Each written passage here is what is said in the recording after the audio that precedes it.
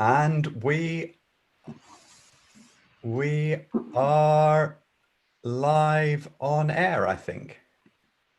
We'll see if we're live on air. I just need to turn down the volume here. Okay, good. We're live on air. Okay, welcome back to Friend Tracking. This is, unfortunately, but given the success of everything, maybe not so unfortunately, but this is unfortunately our last Thursday evening broadcast that we're going to do. I think the spotlight is still on Laurie there. I'll put it back onto myself. So it's been an amazing journey over the last 2 or 3 months where we've run this YouTube channel and videos up and we've done these live shows. So it's kind of time for the next stage. And the next stage in this case is we're going to turn everything that we've got on the YouTube channel into an official course. And I've had an amazing support from my university, Uppsala University, and they're going to create it in, they've put the course in the course catalog. It's going to be called Mathematical Modeling of Football.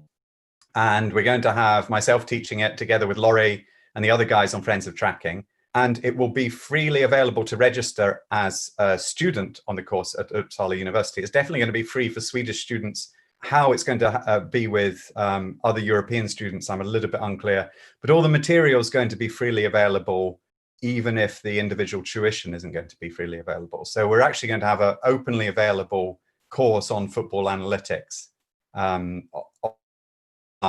starting in the autumn term. So that's really exciting. And I mean, that's really possible because we've just had so much material. We've covered everything that we wanted to cover, from very simple plots of shot maps, heat maps, passing networks, all the stuff that Laurie did on tracking, all the way up to actually doing expected possession values, which is really the sort of stuff that's talked about at the sports conference. So it's amazing how much we've managed to get through. And I've also seen online, there's a kind of real change in the way that people discuss this type of work, that it's really, the level has increased. There's a lot more detailed discussions about tracking data and event data. So I think it's, Friends of Tracking has been part of, I think also together with the Seattle initiative and Devin Ployla's thing and lots of other things. It's really influenced, seems to have created lots of an openness and lots of different access to event data and tracking data. So that's just incredible. I said right at the start of Friends of Tracking that we were going to have data from Signality on the Swedish League. That's taken a little bit longer than I thought it would do, but that's going to be coming up this week. I've actually got access now to the API for that. And so we're going to have more access to Swedish data in the future. So when we do the course in the autumn. So that's all amazing.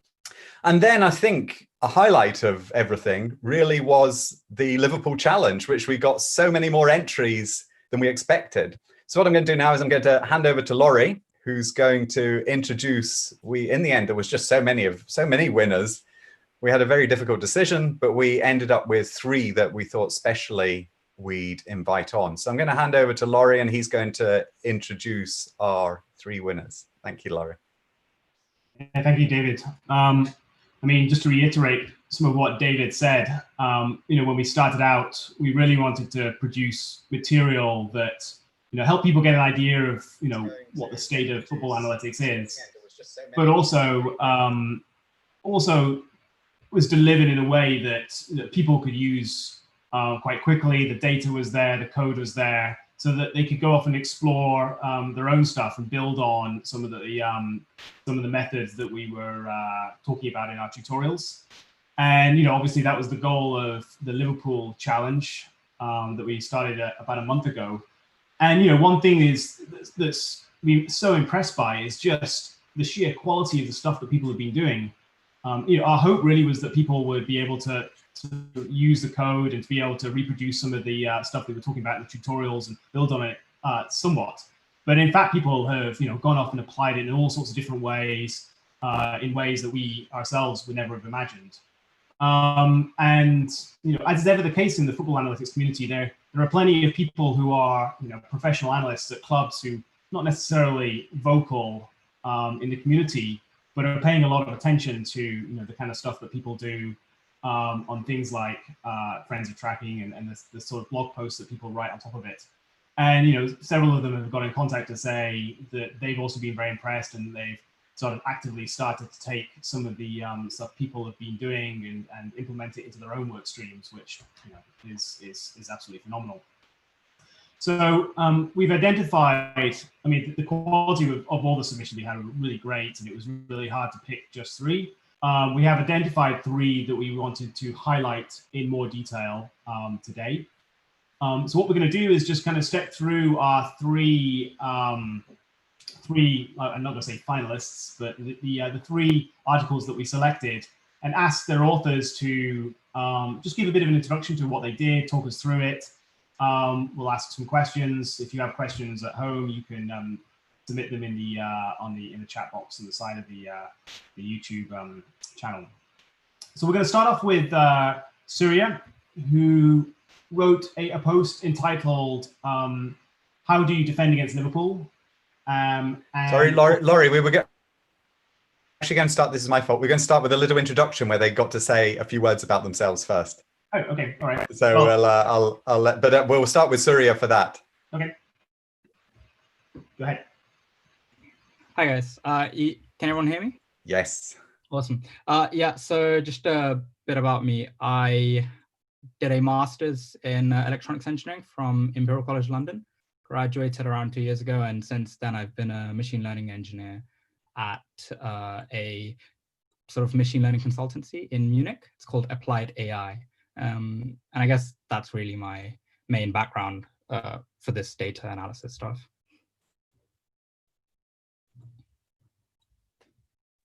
Okay, so hi everybody. My name is Gabin. I'm a French engineering student, and in fact, I've been working on sports analytics for about 1 year and a half through project students and internship. And just for my background, I had the chance to present a paper on a basketball 3 points by basketball shots at the MIT Sloan Sports Analytics conference. Great. And then finally, Theophane. Hello guys, thank you very much for having us, first and foremost. I wrote this article with Paul Garnier, and we are both students at Mines Paris Tech. So we are actually studying engineering and especially computer science. And personally, I'm now working for a company in France, also focusing on tracking data and like sports analytics, which is called Sports Dynamics. Great. Okay, back to you then, Laurie. Sorry about that. Well, I'm going to hand straight over to Surya to talk about his excellent post. How do you defend against Liverpool? And Surya, you're going to share your screen to talk us through. Yeah, I'm just going to do that. Right. Please just give me some confirmation when this works properly. Okay, perfect. So,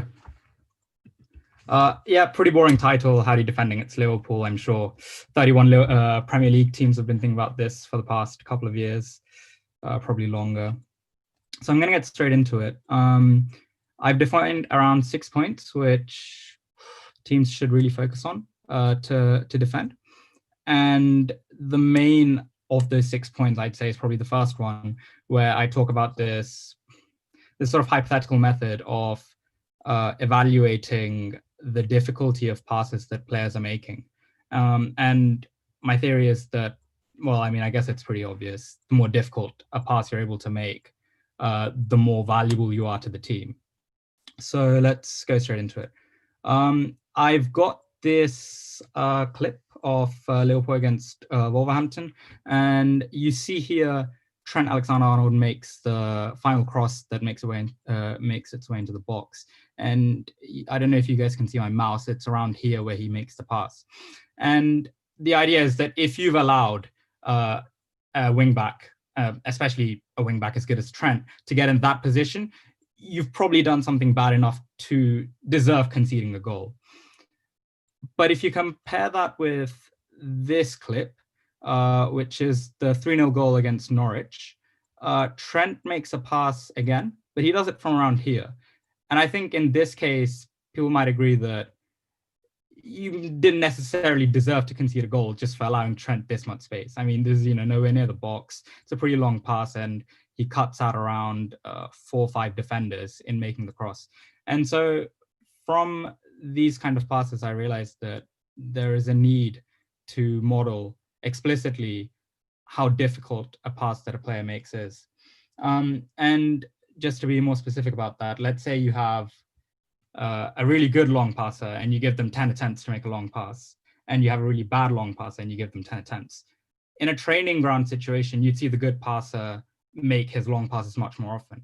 But the reality is possessions are so valuable in football that you wouldn't see the bad long passer attempt 10 long passes in the game, right? And so you have this issue where the data will tell you that players are making passes at a similar rate. Their pass completion rates are going to be pretty similar, but you don't know who's making the more difficult passes. And so modeling this in a sort of what you call Bayesian way might help. And so I define, it's all the way down in the appendix, just some basic features that would, for example, if a pass requires, a pretty difficult elevation, where you have 3 players in between the guy you're trying to get to, then it's a really difficult pass, and vice versa. Again, the amount of spin you need to put on the ball to get it correctly to the target, these all affect pass difficulty. And I think we can talk later about this again, but that was my main takeaway from this, which is keep track of which Liverpool players are on a good run with making difficult passes in the previous few games, for example, and use that to ensure that you defend them properly. And then from there, we go on to, for example, another really difficult pass from Virgil van Dijk. Let's just wait for the clip to restart. So he starts around here and he cuts out pretty much the entire defense. And I think this is Sadio Mane, who makes a really perfect run against Bayern and scores. And again, pass difficulty pretty high on this. But another thing you have to realize is that Mane really perfectly times that run, So if you look at the pitch control model, which I think has been introduced on the channel before, David, which is why I'm not explaining what the red and blue really represent, if that's okay. You see that the area that the pass is being passed into is actually blue at the beginning of the clip, but then eventually Sadio Mane does get there. And so I say the learnings from this is, okay, find out who are making the difficult passes, stop them. And for forwards such as Salah, Mane, you see this over and over again, you have to give them a cushion. For the American football fans who are watching, think of sort of a man coverage cushion. They stand, 3-4 yards back, especially for the fast receivers, and ensure that they, that they can't just get past you. And I think teams should, I'm sure they know this, but you really have to focus on doing that throughout the 90 minutes. Otherwise they will, eat you alive. And, again, going off of that, this pace, strength, directness all allows for very good counter-attacking play from Liverpool. So, I hear talk about how the front 3 are incredibly effective at mainly maintaining composure in front of goal. For example, this clip, not too analytical, but just see how the entire pitch goes from blue to red in about 10 seconds. And that's a ridiculous, sort of shift of momentum that you've just got to be prepared for when you play Liverpool. And again, it comes back to being disciplined and sitting back, when you defend. Before I continue, David, how much time am I on? What am I looking like? I think you're fine. Okay, cool. Yeah, so that was sort of point 2. And then point 3, again, very famous tenet of Liverpool's play. They press very aggressively. We've got a little discussion in the appendix of how they've been pressing less and less over the past few years, in that, they've had 3 years under this system under Klopp, and they really know when to press now. So, they know when pressing is going to win them the ball and possibly result in a score. They're not just pressing all game, tiring themselves out.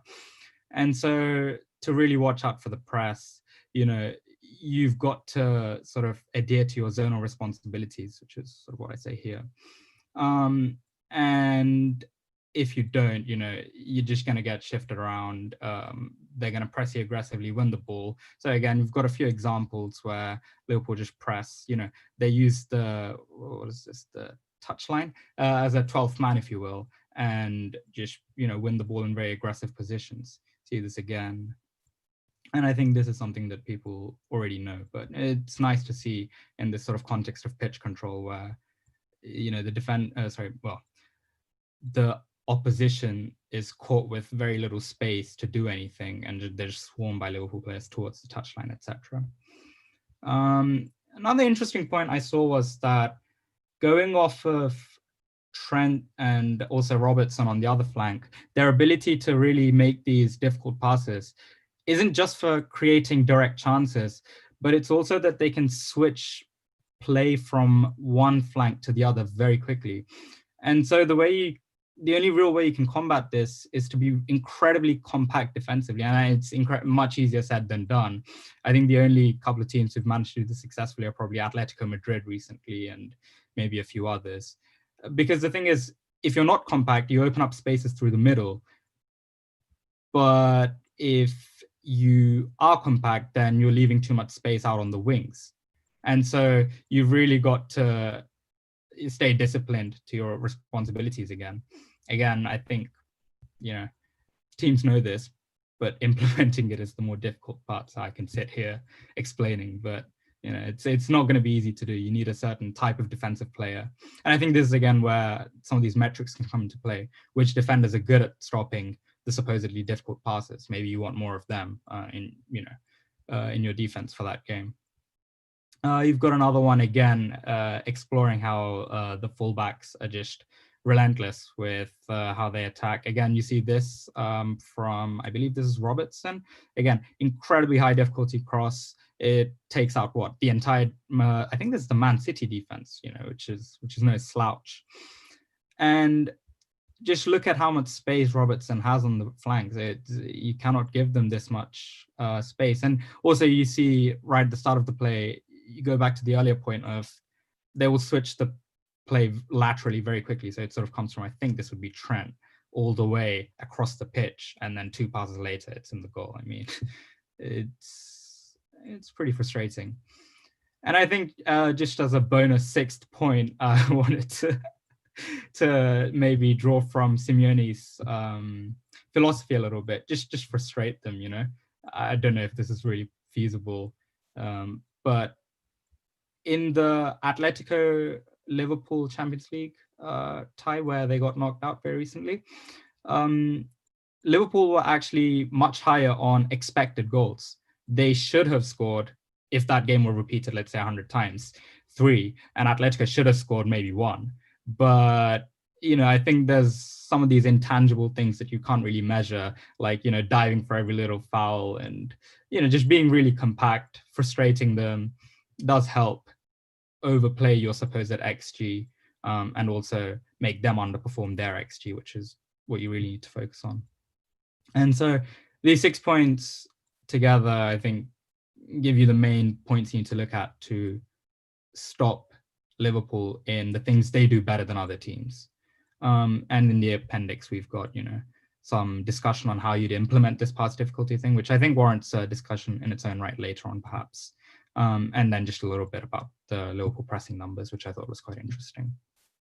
And just one more thing before I hand over. So for the time being, where we don't have a pass difficulty model implemented yet, I use this really interesting model by this guy called Karan Singh.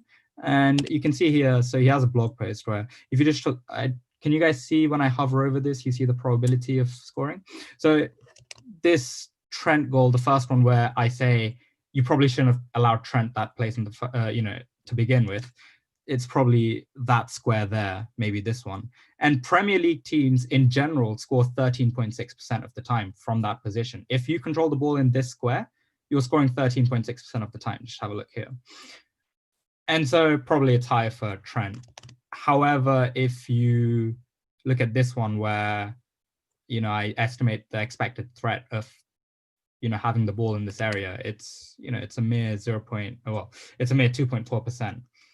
And I think this is where it becomes more useful. Define some difficulty of passing so that you know which players not to give even supposedly less dangerous places on the pitch. And I guess, yeah, that concludes what I worked on to try and sum up the Liverpool attack and how to defend it. And thank you for having me, David. And Laurie, the pitch control model was brilliant. Thank you for the code. Thank you very much. It's really great. Does anyone else want to ask any questions first, or shall I? I'll ask a couple of questions and then we can open it out to the floor. I have a question. Were there any players that were less dangerous that you could see in terms of the quality of passes they could do? Is there anyone we can like forget about? Well, I'll put it this way. There's 4 defenders, and I've definitely seen that Van Dijk, Robertson, and Trent do make very dangerous passes, very high difficulty passes. I think you have Gomez / Matip in that other centre-back spot. I don't want to say they're bad, but maybe worry more about Van Dijk than the other centre-back in general. But I don't want to make that claim too rigorously. I haven't really looked at it, no.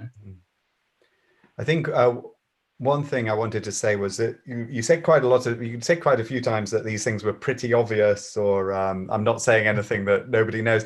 And I mean, it was actually Mladen from Leicester who was analysing this thing, and he was in particular impressed by your thing. And I don't know, I wouldn't like to say you were telling him something he didn't know, but he thought that this making difficult passes was a very important insight, and I certainly hadn't thought of it before. So I felt that it was certainly telling us something that we didn't know.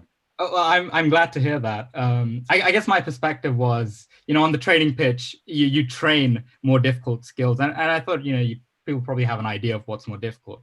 But I suppose it is true that also rigorously quantifying is the thing that's really important, right? And I think an interesting thing is that we're really good at, so if you just look at a pass, inherently like how difficult that skill probably is if you've ever played football. But the thing we can't do is do that tens of thousands of times for every pass that's ever been made. And the only real way to sort of rigorously quantify how good players are doing is to do this over and over again, which humans can't do. You can't sit and analyze every pass. And so this is where I think you need to feed sort of computers a little bit of the information that you have innately. And machine learning today sort of isn't really going in that, hasn't been going in that direction explicitly.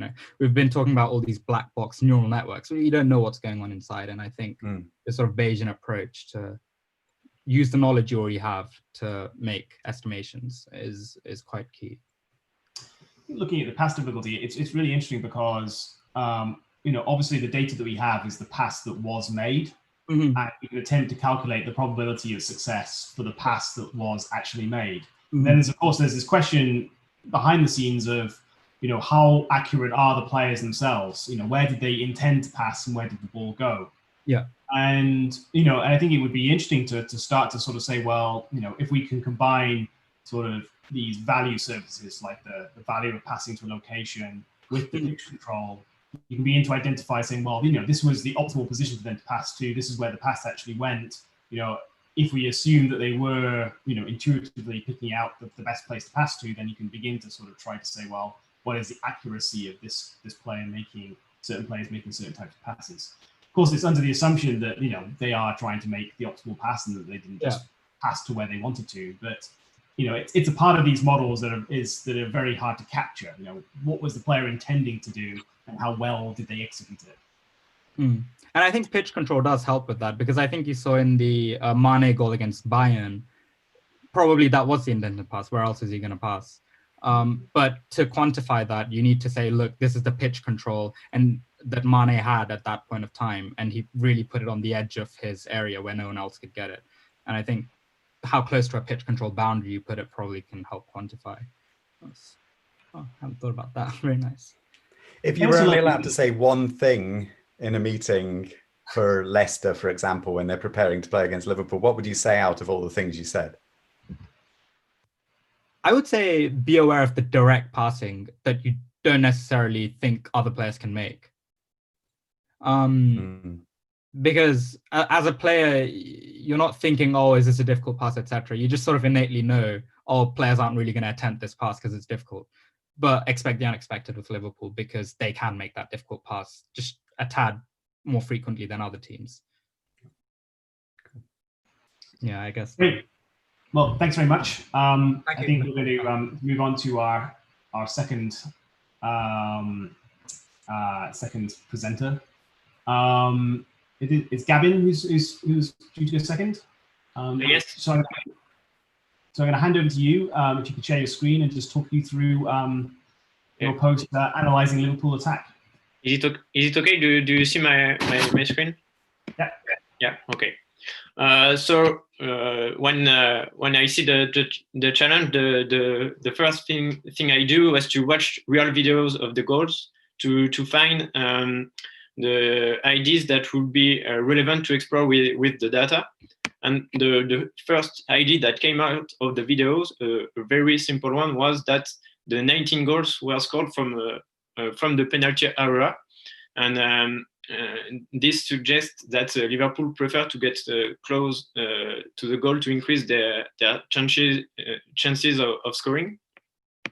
But this plot gives us very little information on how Liverpool creates these opportunities.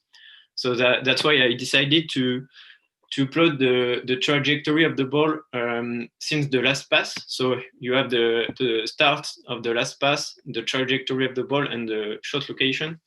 And what we can see is that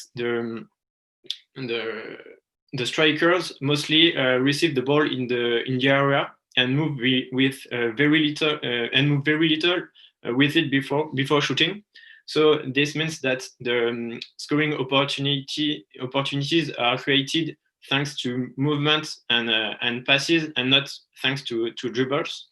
So maybe an advice for opposing team would be to try to force Liverpool to make dribble and not make them able to make their move easily. Moreover, if we look at this graph, it will appear that in most cases the last pass is either a cross, like here, or a vertical direct passes, like this one. And in fact, if we look at the video in details, we will see that there are two main way to create scoring opportunities for Liverpool. The first one is to make a vertical direct passes behind the defense, and the other one is to use horizontal passes and to move the defense laterally and to make a cross. And if we look at Mane's goal against Newcastle, we can see that here when they recover the ball, the defense is not compact, so Mane and Salah can make a run behind the defense and gain pitch control. If we do this with all the videos, we can see that when there is space behind the defense, Liverpool use this and try to make the ball to put the ball here, and to exploit Mane and Salah's speed capabilities. While on this Firmino's goal against Porto, you can see at the beginning of the play that the defense is compact and there is not so much space behind them. So the Liverpool have to use horizontal passes to create a cross opportunity, and they put lots of players inside the area in movement so that they are able to score the goal. And then I decided to go deeper in the analysis of these two mechanisms. The first one are vertical passes that Liverpool use. So to make vertical passes, you need a good quality of pass and a player like Alexander-Arnold. but you also need a good move of the receiver and a good timing. If we look at, if we compare Mane's speed to the two closest defender, you can see that he starts his run a quarter of a second before them, and if we watch his pitch, the evolution of his pitch control value, we can see that he gained a lot of pitch control just before he received the ball. So his run is really a smart one, because he gains pitch control at the best time, so that he is able to control the ball when the ball comes to him. And then I analyzed crosses and the crosses of Liverpool. So I just go there. So for me, why Liverpool are so strong on crosses, and there are three reasons for that. The first one is that they have Robertson and Trent, Alexander and Trent that are really good at this action. And then the second one is that they create density inside the penalty area at the cross time, because each time they put a lot of players, they are in movement, and this makes a lot scoring opportunities. And what the third thing that is really interesting is that for these 3 goals here, you can see that the scorer is at the beginning of the action, and he's making his run from far away from the goal, and he is not followed by any of the defenders, so that he is alone in the penalty area. We can see this here with Firmino, the same here with Mane, who is not followed by any of the defenders, and the same here with Robertson. And I think this is not a hazard, and I believe that it is something that is worked at that Liverpool train on.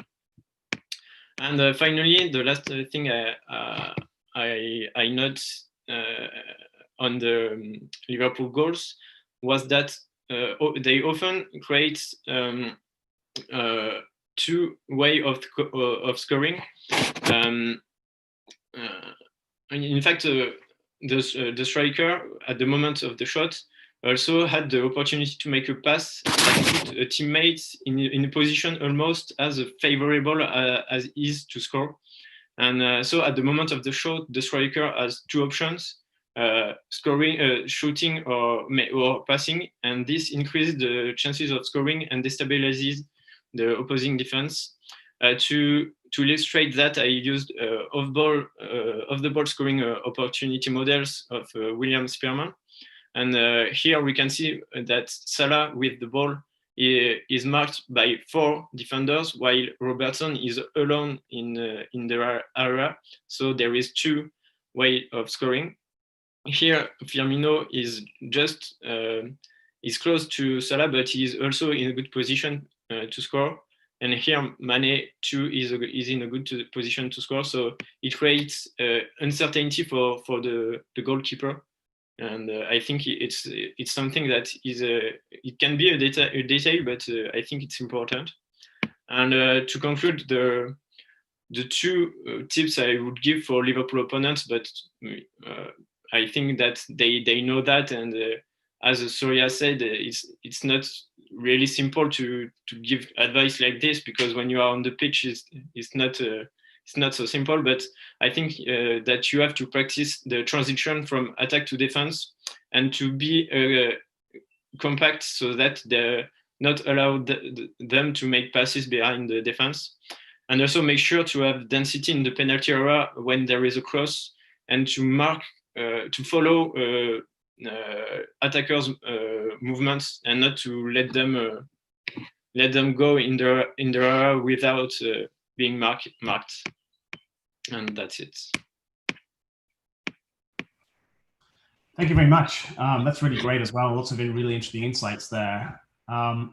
One thing that I'm sort of curious about is, we heard Surya talk about this a little bit as well, is this sort of these different modes of attack that Liverpool have, which are obviously designed to capture high value space and either capture a defense that is not in position, or to try to move the defense out of position, or try to manipulate the ball faster than the defense can move as a unit in order to capture high value space.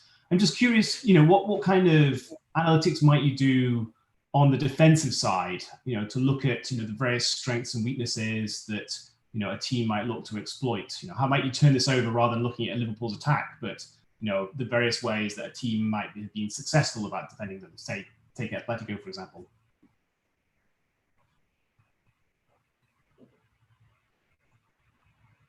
Oh, did you hear me? Sorry, I had a problem with my connection. I didn't hear the end of your sentence. Sorry. Yeah, no, I was just saying that it's one thing I'm curious about is that obviously this is a kind of a very interesting breakdown of Liverpool's attack. If you were applying the same thing but to the defensive side, you wanted to look at the sort of strengths and weaknesses of the defense. Perhaps where are the vulnerable points in the defense, or how well organized are they?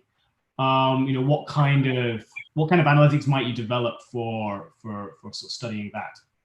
Oh, okay. I think we can watch at the at the metrics to evaluate the capacity of the team, and also the reaction time to follow Liverpool's move and to follow opposing team movements, because if you are too compact, when they put the ball on the side, you have to be able to move really quickly so that the players don't have so many spaces.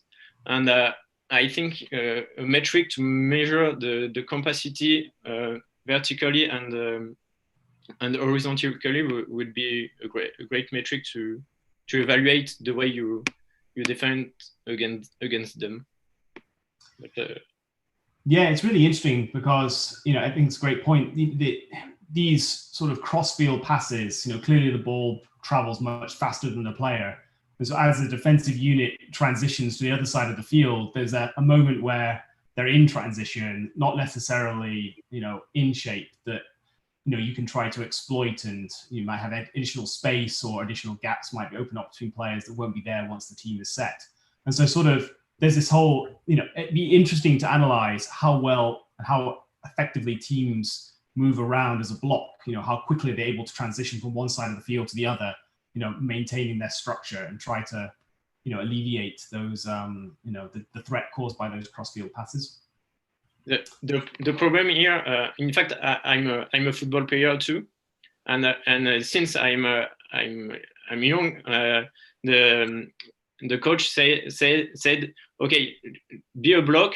There isn't a player that are able to make long passes like Trent Alexander-Arnold do. But I think here this is the difficulty, because Liverpool players are able to, and not only able, they try to do it, to make this really difficult passes. And I think it's really difficult for the opponent team, because they know that they are difficult passes, so they think, okay, we don't have to defend this, but when this is successful, it's a goal. So I think it's really difficult to find the middle between the capacity and the ability to react when there is such passes.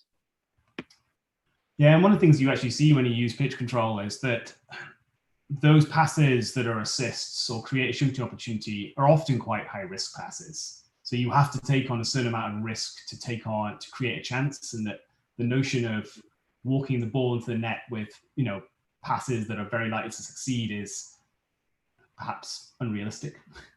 Yes. David, Fran, have you got any questions for Gabin?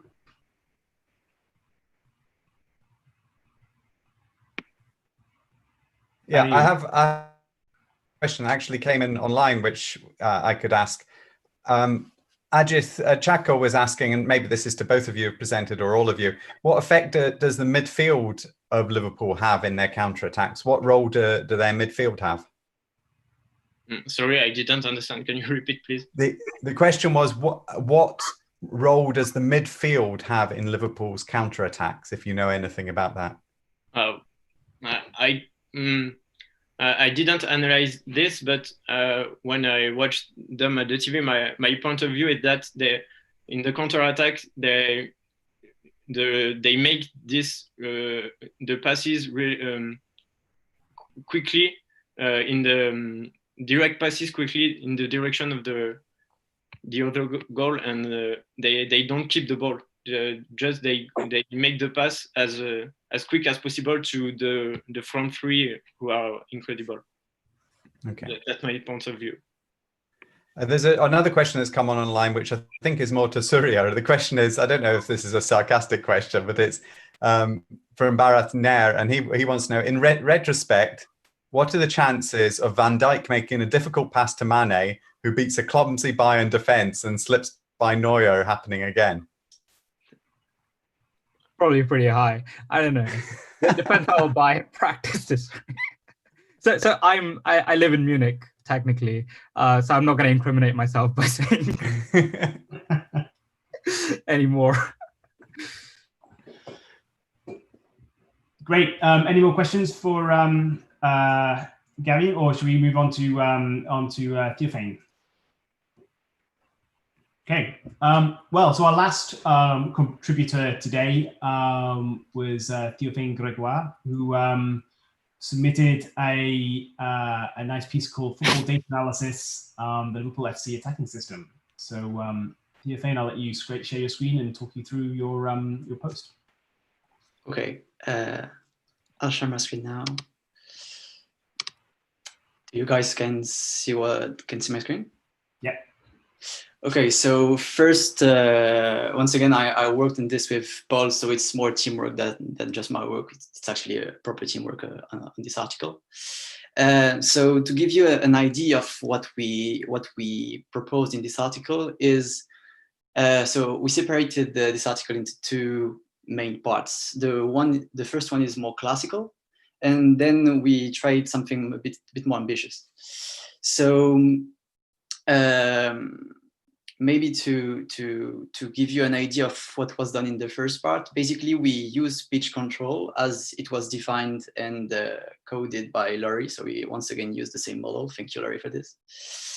And we decided to use this pitch control model, but we really wanted to use it and compare it to the video, because I do believe that in many clubs it's super hard for players to understand key insights in strategy. So we wanted really to have this comparison with the actual video of the game and compared to the pitch control right after to really have something to compare.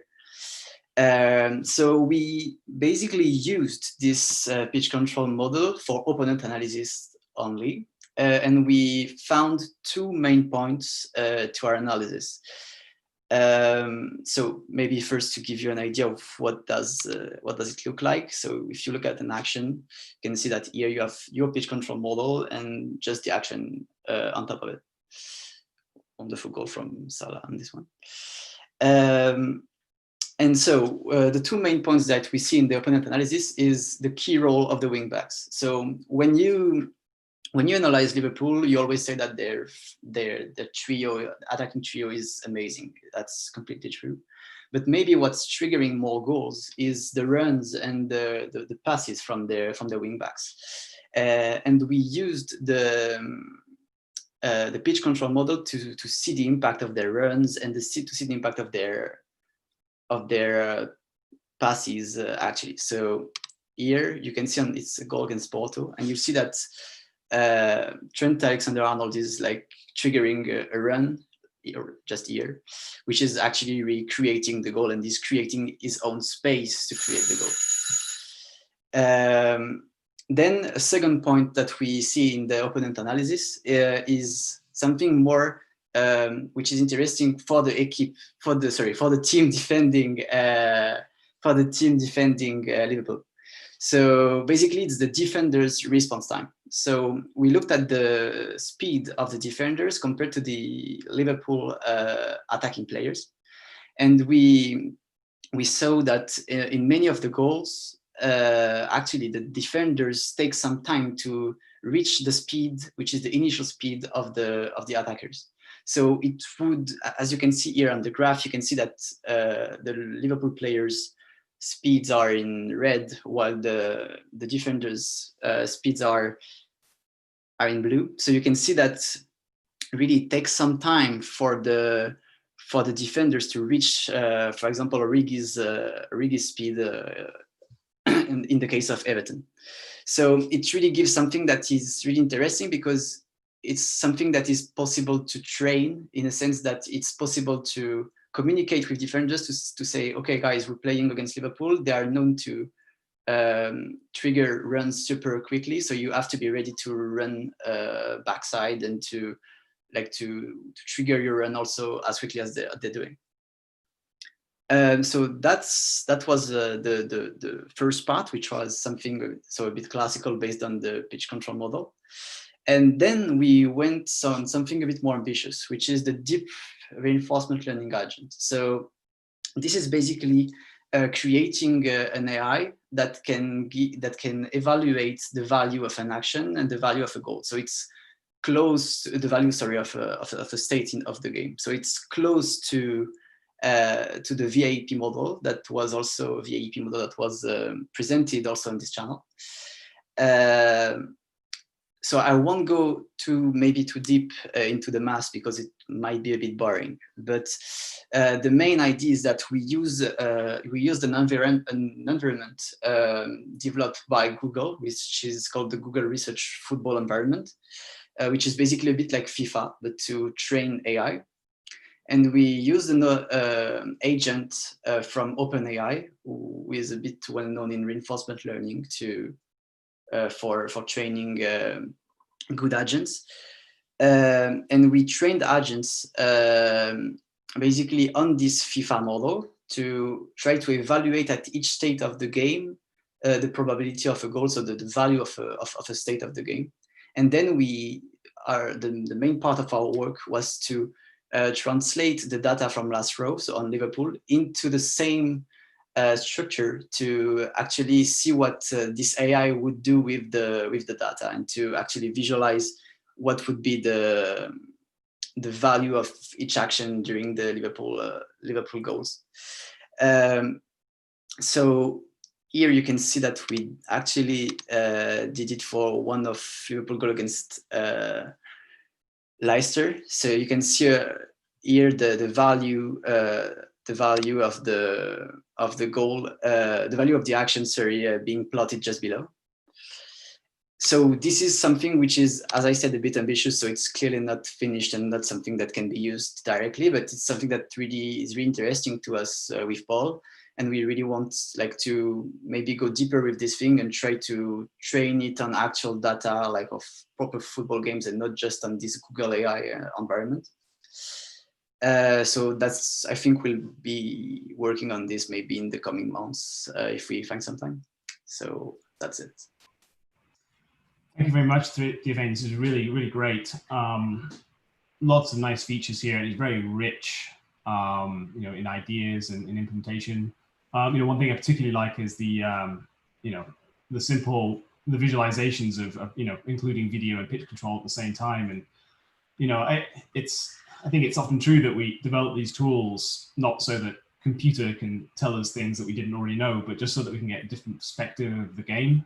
And having pitch control and video at the same time is sort of nice to be able to go back and forward and try and see things that you don't necessarily pop out to you immediately from the video. I was really, really interested by your use of the Google Research Football And maybe do you want to tell us a little bit more about what that does and how you used it? So basically, the Google AI is something. The Google environment is something that was created by Google to more maybe look at something like FIFA and to be like creating a game and try to develop the best AI in this kind of games, so in this kind of football games. And we kind of used this to train something that could be then usable on actual data and actual games by translating the data. So maybe to go a bit deeper in this environment, basically Google gives you all the framework to develop an AI. So it gives you all the state. So the state would be defined as explained here as the position, velocity of each player on the ball. And you have at each frame the possible actions for the player. So a pass or a shot or a cross, things like this. And the thing is, we want to evaluate which action would be the best to choose. And to do this, you train an AI that plays against bots and then tries to play against himself. And basically, it's receiving rewards when it scores a goal, and it's like receiving a negative reward when it's conceding a goal. So then, after training it many times, the AI starts to take into account what would be a good action compared to what would be an action that would lead to conceding a goal. Great. And so did you have other data to help train this, or was the data that you had just limited to the stuff that was made available for the Liverpool Challenge? So basically, we didn't train on Liverpool data. What we did is we trained our AI against other AI from Google. So that's why maybe it can definitely be really more precise in the sense that it was only trained against artificial intelligences. So it's not really trained against proper data. What we did is then we used the last row data on Liverpool just to see what would be the answer of the AI against, not against it, but with this data, but not trained with this data, because it's not enough data to train an actual artificial intelligence. Right, I see. Can I ask a quick question, or David, do you want to go first? Yeah, sorry, I put myself on. No, go and ask your question, please. Now I've got confused. Sorry. So Theo, for the RL, your action space is discrete, right? So you have you either shoot, cross, so a bit like FIFA. Yeah. Exactly. And are you controlling all the players, or it's just the player in possession of the ball? I do believe that it's only the possession of the ball, in a sense that it's really a FIFA style. You can also have the possibility to switch player as if you were playing FIFA. Right. So it's really a one-player decision, if I think. And yes, basically it's more discrete decisions. And what is really cool is that all this framework is already developed by Google. So you really just have to plug your AI and try to do stuff. And for the other players that you're not controlling, it just has a policy like FIFA where based on the settings you have, they're either making runs or coming in for short passes, etc. Right? Okay. Yeah, exactly. Cool. Thank you. Thanks. Can you just cancel your screen share, please, Theodore? So yeah, of course. Because I can't. I've lost control of the of everything. Yeah, I mean, I sort of just want you to be a little bit more critical of the Google AI, or if you could be critical of it, because I'm kind of skeptical. Okay, argue against me. I mean, people have told me about this AI before and said, oh, you can train it in this way. And I've said, well, it won't actually tell you anything about real football because it's made for entertainment purposes and it doesn't really have the physics of the game in it. Argue against me on that point. Well, the thing is, I don't think I will argue against you. I completely agree with you. And basically, we just use this as a framework to have a first training session because we don't have access to enough data to actually train a good AI. So we really used those data and this environment which is definitely artificial and kind of a bit away from the actual game. But the goal would be to do the same, but actually train with data from actual games, and then it would become an AI that can give you information on actual games, because it would have to train on actual games. So, but I do agree with you that this framework from Google is very nice to like play FIFA, but it's not super close to the actual games and the real physics of the game. But one thing it might tell you though, do you have, because when you get to do this on real data eventually, which we hope you do, you'll have 380 times 2 games or something. So you'll have about sort of 800 games to train on. Does your training on the Google thing tell you anything about the problems that might come up when you have so few games to train your AI on? Yeah, you'll definitely need a lot of games to have something that starts like having some sense. And that's why it's also interesting here, is that you can start training an actual like against the artificial intelligence, and it gives you like it will train your AI on something which is really like basic. And then you can like fine-tune your training by training against the actual data. So maybe you can reach something which is very basic with the Google environment, and then you can reach something which is a bit more precise thanks to actual data. I was also thinking about this thing when they do the image training, that they make fake images as they go along. So you train it very well. Then you sort of make a fake image, which you can then use as training data. So you make fake training data. And I think that might be, you might be able to use that data together with a simulation to do that sort of thing. Yeah, I do agree. I want to take a crack at, sorry, I think I talked over someone. No, go ahead. I did want to just add something which is, I think, important. The limit isn't, I think, how many games you have to train an RL agent on, but how good your model of the environment is. So asymptotically, like in a perfect world, you'd know all the limitations of each player, like in a purely physics sense. And once you have that in an environment, then you can start developing policies of what should this player do given his acceleration, running capabilities, etc. So I think it's more physics modeling, aka Spearman kind of stuff, than data. If I'm not mistaken, Theo, you probably know better. Yeah. I do agree that basically as I said, the Google environment is really cool to start with.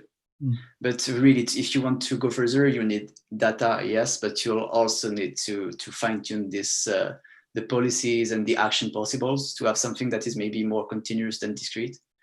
So I completely agree with you, Surya, in the sense that also the framework could be really like better.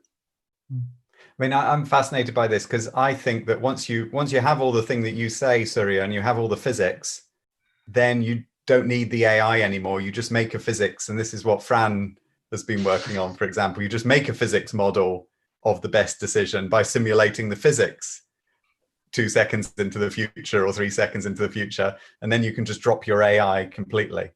Oh, but I think this is where the AI then almost shines. So with humans with a perfect physics model, like players who have perfect physics models, play the game.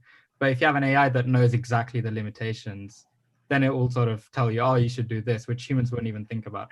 I think I'm probably talking a bit too hypothetical now, but I think similar things were done with chess, and there's some loose similarities between the two.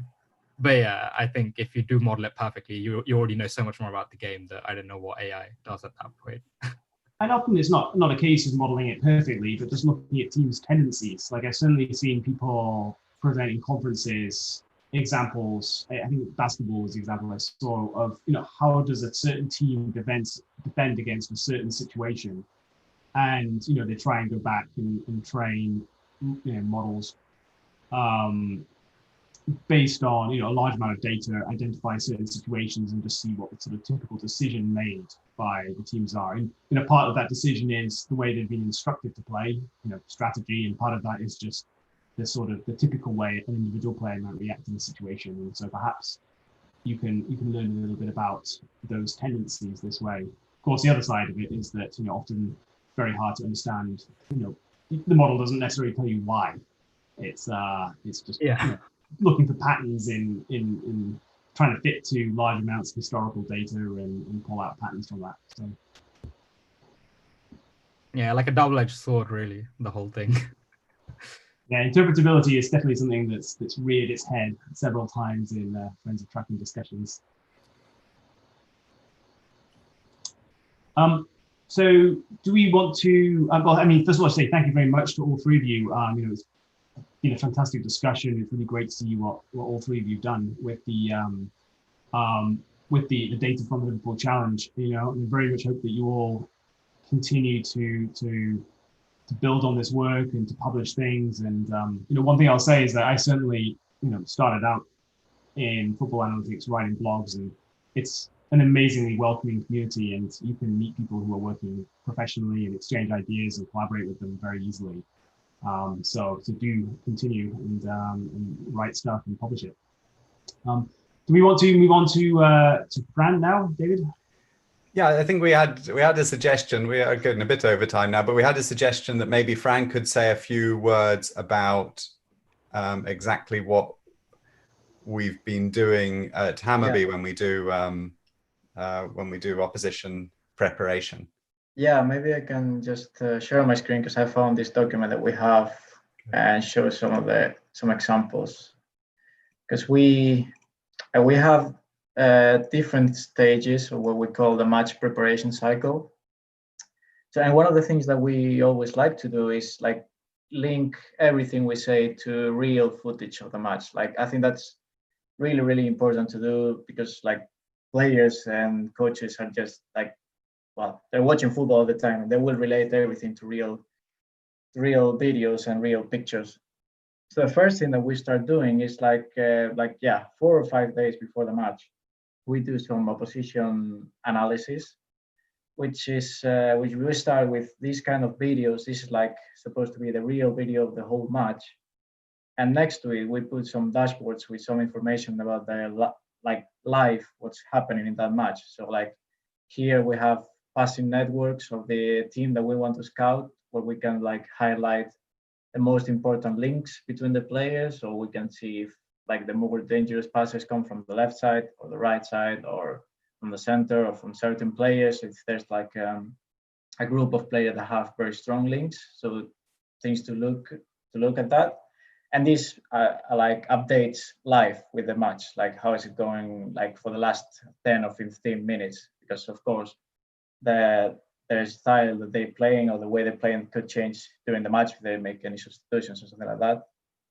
And then we also show like expected goals of the shots that certain team makes. Here we show for each possession of the match, every event that happens. So for example, if something leads to a goal, the coach can see like all the events that was before that goal, like any pass, any interception, any dribbling, things like that.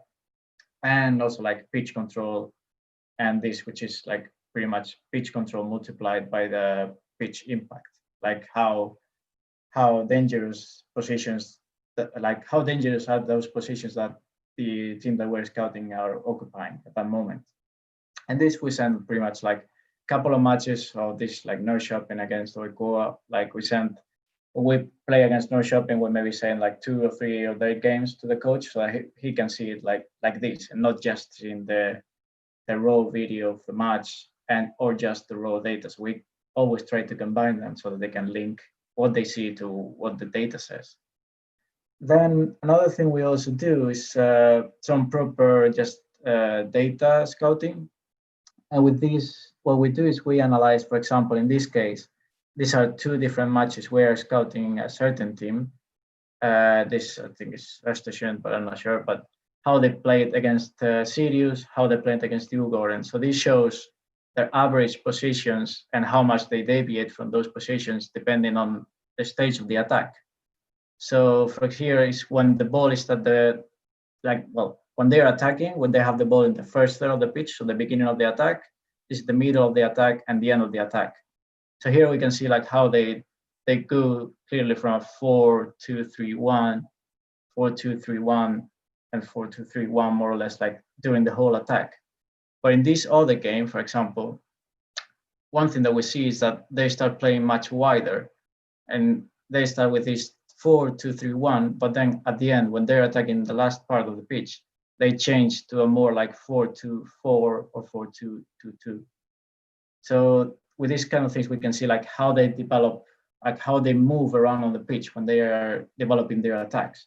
And another thing that we can see here, for example, is that these two center midfielders are quite close to each other, which could mean that this is just on average, so that they're pretty much like free on the center of the pitch, while on this match they were more like 22 on the left and 20 over on the right. And then we can do the same things with passing networks, just applying some filters to remove all the like non-dangerous passes. So we can see like the important links when they attack. For example, and this is when, and the last parts of the attack, I can make it a bit bigger. When they have the ball in the last third, we see that mainly all the balls go around number 16 and 19, like towards them, and like number 17, 21, and 4 don't really do much in the last stages of the attack. And that's like with regarding to like just positional data. And then another thing that we like doing is just using data, but not really showing it directly, is sending to the players some videos of their opponents. So for example, to our defenders, we would send them like videos where the opponent team is finishing their attacks in the last third. So we just create like some simple algorithm in Python where we can have all the possessions that team finishes in shots or goals or anything. And we just trim the videos so that they don't have to watch a whole 90-minute video or two whole games in order to analyze how the other team attacks. So they can just have this maybe 5-10 minutes of all the important actions that are for them. Or we can also do the same to our striker. We can send like how their goalkeeper and defense start the attack. So anytime the goalkeeper makes a successful pass, how was that made? And just stream those videos. So again, but they don't have to watch full matches, and they just can focus on 10-15 minutes that are interesting for them. And then one last thing is we also do is this kind of, well, this is pretty rudimentary. We change this a bit so it looks nicer now. It's like, especially our goalkeeper, Davor, he really likes this kind of data. He wants to know everything about strikers. So one thing that we just show him is like a certain striker, where he shoots to on the goal. So like both where on the pitch he shoots from and to which position on the goal. So with this one, we can see like quite density to the bottom left on the goal. And with this, and also that all of the goals that he scores, like this is pretty small, but stars and goals means that all of the goals that he scored during this season were bottom left, like no goals anywhere else on the goal mouth. So this is kind of extra things that we can give to our individual players if they ask for, like in this case, the goalkeeper is really keen to be watching data. And well, like we also do some similar stuff on the halftime of matches, like with the average positions of the players, but this is not like really preparation for the matches. But yeah, I would say that the main thing that we like doing is always, or almost always, try to link data to real videos of it. That's what in the end players and coaches relate to, because that was they've been used to for the whole life, pretty much, like just watching videos. Yeah, I think that's everything I wanted to say. Good. I'll put it back on. Yeah. I'll just do this so we're all in the picture at the end. And well, I think we've gone on for a bit. So normally I would ask you lots of questions, Fran, but since I know all about that stuff, I'm not going to bother. Yeah. And I think I just want to wrap up by saying, it's got very dark here as well. So I want to wrap up by saying thanks to everybody. I forgot to say at the start that Javier and Suds have both planned to be here tonight. But one thing we mentioned right at the start of this is if you work for a football club, you work 14 hours a day. And so they are now back into working 14 hours a day, and both of them couldn't make it tonight. I think Benfica have their first match and Barcelona have their match in a week, so they couldn't make it tonight. But they say hello to everybody. But I think just from myself, well, and everyone else in Friends of Tracking, I want to thank all the people who've been watching this video series. As I said, we're not going to disappear for good. We're still going to have seminars put up on this channel. We're still going to have lessons put up on this channel, but it's all going to be incorporated into a bigger course. And we're not going to do these fun Thursday evening things anymore. But with that, I want to say a special thanks to Surya, Gabin, and Theophane for coming in tonight. Thanks for you all who've been watching, and thanks to Laurie and Fran and the rest of Friends of Tracking for being involved in a wonderful series on football analytics. Thanks a lot. Good night. Thank you. Thanks so much for having us. Thanks, bye.